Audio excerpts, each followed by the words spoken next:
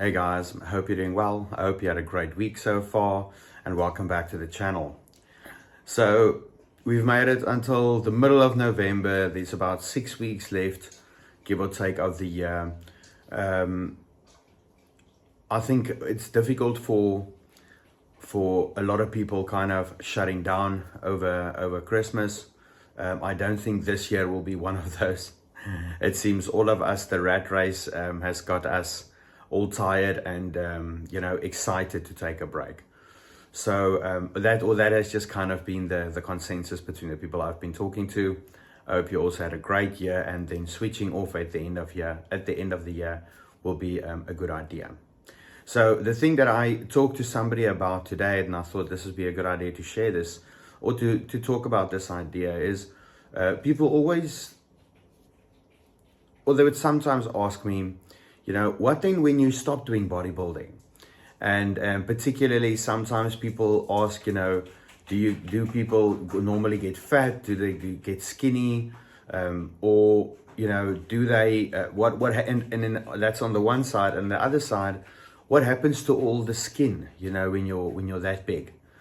So when it's very, let me start off by saying it's very rare to get that big that you would be worried about excess skin in bodybuilding per se, and not even to talk about fitness and the physique and those types of lighter lineups.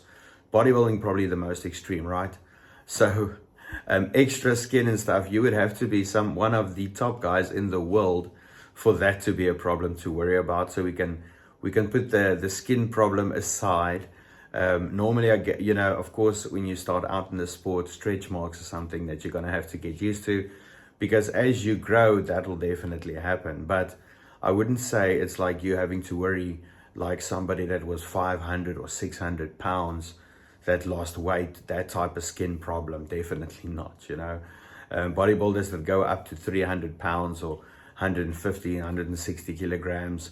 And I'm talking about people that are under 1.8. Not the over 180 centimeter oaks. Those guys can reach 130, 140 quite easily, if they are active and work towards it. Where when you're shorter than that, you have to pack on real amounts of lots of muscle to get to that weight. So then maybe, but not really.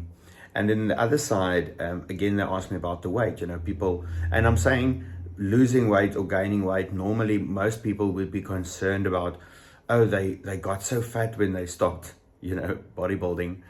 I would always ask them, look at how their life was before and then after bodybuilding. Sometimes people revert back to that.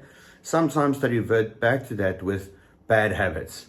So if somebody's picked up a lot of body fat after they start bodybuilding, muscle can't turn into fat. So that's not what happened. So the activity went down, but perhaps that individual was still eating 4, 5, 6 times every day, or binging, thinking now they can eat whatever they want. They stop doing bodybuilding, and then it just kind of goes down a deep end, And then skinny being the other side. Sometimes when bodybuilders stop doing bodybuilding or competing, then when there's no more need to eat so much, where it's not something, everybody doesn't just like to eat all day. It is a lot of work, and a lot of bodybuilders, when they stop competing, they just stop eating as much. They'll maybe eat once or twice a day, small amounts, not really care about that. Because let me tell you, I was thinking about this today, like my tolerance for hunger is very high. So I wouldn't particularly be hungry and be concerned, oh, I need to eat, because you kind of desensitize yourself against that over the years, of dieting. So it kind of happens to me that I would just get really, really tired. So I would understand I'm dieting, I'm hungry all day, every day, it doesn't really change, but I would get really tired. And I was thinking, oh, what's wrong? Why am I so tired? I feel like I would literally go take a nap at the end of the day, get out of bed, walk 10 steps, and then feel like I can just go lie down again. It's almost like my legs can't carry me. And when you're dieting like that, that's kind of having a little bit of food and having it kind of controlled, and I would say kind of manipulated the way we work with the food to get fat down. You give literally just enough to keep the body going sometimes. Not saying it's unhealthy, but focused on losing fat, of course, And I'm not even somebody that I would say I'm very low on my calories now, but my requirements are quite high. So when you stop with the sport, again, of course, life changes. So the things that you do change, the diet that you follow changes, and that differs person to person to person. So sometimes when the people they have, I would say the most that I've heard is people have the perception that bodybuilders get really fat. I think it ties really tightly in with the public's idea of 1 kilogram fat, 1 kilogram muscle when you stop training turns into, don't tell me how they got there, but turns into 2 or 3 kilograms of fat somehow, right?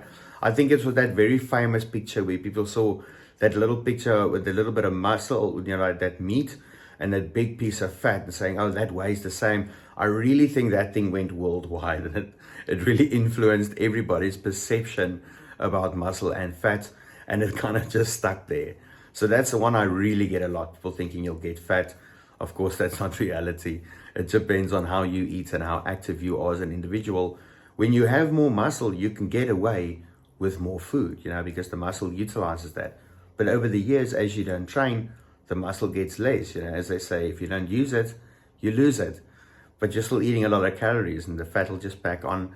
So it's and then again, if you guys, have been watching this year the videos every day for my athletes, one thing that I always talk about is if you don't see the dog, you're the dog. If you can't see you acting in certain ways because you're hungry or agitated or frustrated or stressed or whatever, if you don't see yourself acting in that way and you just act, sometimes you'll do something and afterwards think, fuck, why did I do that? Then it's like, the tail wagging the dog. So that's the idea for you guys that I thought I would share with you to think a little bit about. I think a lot of us, a lot of the bodybuilders, we hear this a lot. What are you going to do when you stop? That's something that comes up a lot. So I thought I would share that with you. Have a great night, guys, and I'll see you next week. Cheers.